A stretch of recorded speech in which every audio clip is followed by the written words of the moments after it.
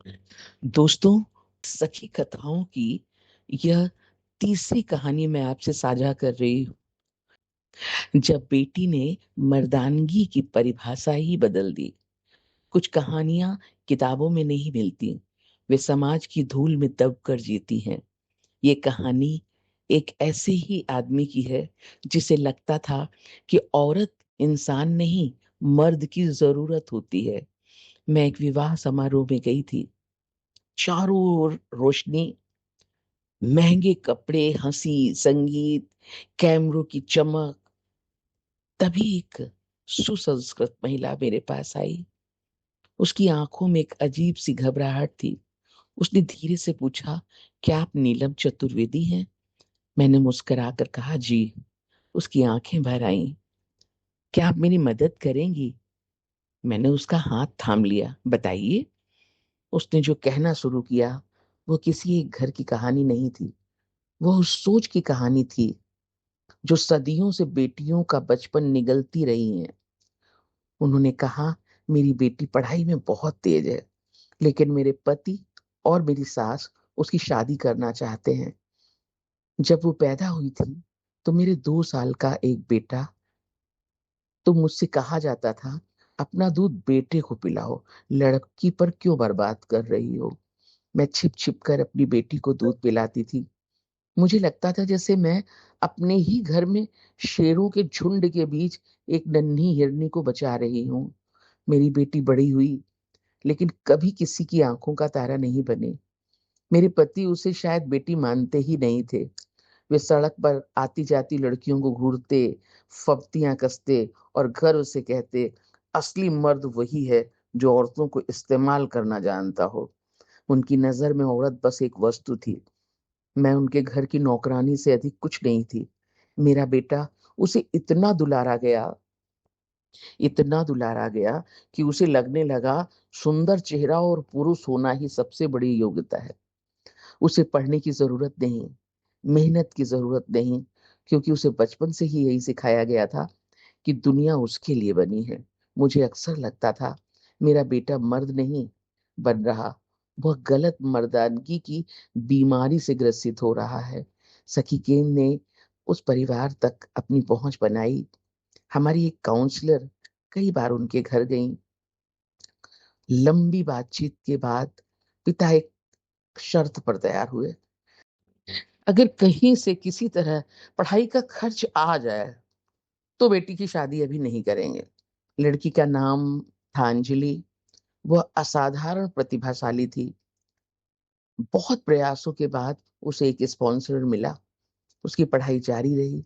वह एक software engineer बन गई। लेकिन कहानी यही खत्म नहीं हुई दोस्तों। असल कहानी तो अब शुरू हुई।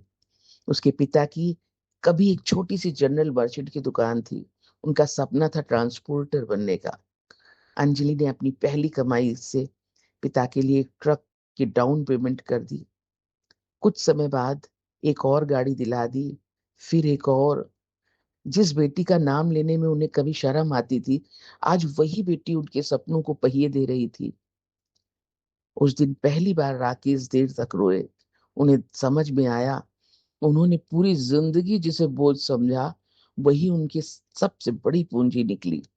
परिवर्तन यहाँ नहीं रुका दोस्तों। उनका बेटा, जो खुद को जन्म से श्रेष्ठ मानता था, धीरे धीरे समझने लगा, बहन उससे ज्यादा सक्षम है।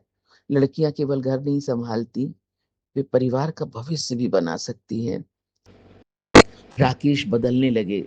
जो आदमी कभी सड़क पर लड़कियों को लालच भरी नजरों से देखता था, आज स्कूलों में जाकर बेटी बेटा समान है पर भाषण देता है।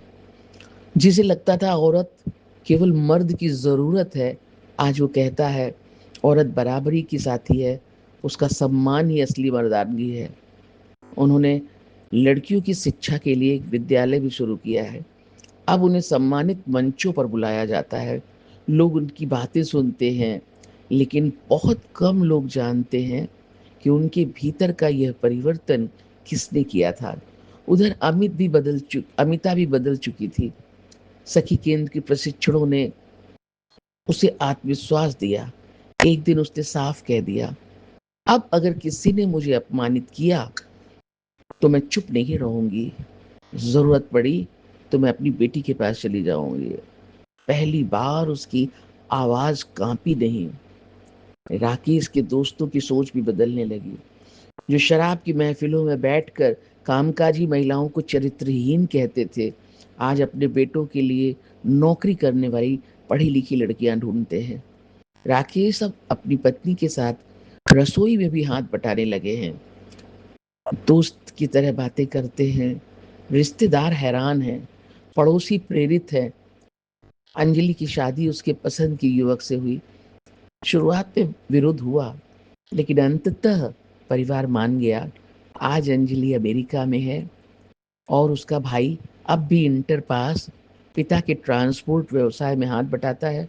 उसे अब समझ में आ गया है कि सम्मान जन्म से नहीं मिलता, योग्यता और मेहनत से मिलता है। लोग अक्सर पूछते हैं, क्या सचमुच एक लड़की इतना बड़ा बदलाव ला सकती है? मैं मुस्कुरा कर कहती हूँ, क्योंकि मैंने अपनी आँखों से देखा है। एक लड़की ने अपने पिता की सोच बदली, अपने भाई की सोच बदली, अपनी माँ की ज़िंदगी बदल दी, अपने रिश्तेदारों की सोच बदल दी, अपने पड़ोस का माहौल बदल दिया और एक ऐसे आदमी को जो कभी औरत को वस्तु समझता था, उसे लड़कियों के अधिकारों का पैरोकार बना दिया गया है। यही कारण है, जब एक लड़की आगे बढ़ती है, तो सिर्फ़ उसका जीवन नहीं बदलता, पूरे समाज की दिशा बदलने लगती है। बेटियां घर का बोझ नहीं होती, वे पीढ़ियों की सोच बदलने की सबसे बड़ी ताकत होती हैं। दोस्तों, धन्यवाद।